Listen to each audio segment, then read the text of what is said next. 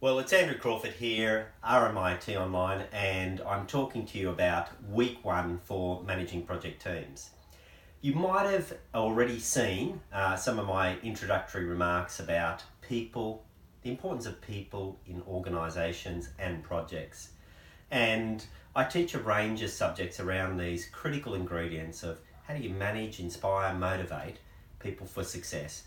And in the context of project management today, and the critical role it plays in achieving organisational strategies, whether they be in government, not-for-profits, or for-profit and listed companies.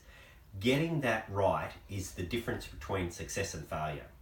Traditionally, we talk a lot about time, cost and quality, but that's achieved only through particularly effective strategies for motivating and managing your people, and that includes your team, your stakeholders, your influencers, and all of those parties that make a project, the difference between a project succeeding and a project failing.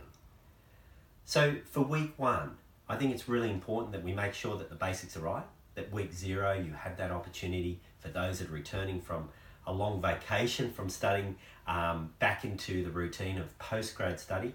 The difference between opinions, research, evidence that can be used to support your formal essays and reports, that you start with the end in mind. And at the end of this, we want to get as good a grade as we can that puts you in a strong position both in the marketplace and in the knowledge space in this very important area. So we'll make sure that navigation around Canvas makes sense. We'll make sure that you're all clear how SpeedGrader will deliver you back a mark against the criteria for what you're being assessed. We'll make sure that your expectations are aligned with those of the people that moderate and supervise my marking of your assessments, and we'll make sure that you optimise this opportunity to form a micro expert community. Enough of that. I'm looking forward to our first webinar. It's going to be on later in this week at 8 p.m. Eastern Standard Time. As much as possible, I've canvassed the next 6 weeks for being 8 p.m. on Wednesday and or Thursday nights. So I hope that suits most of you.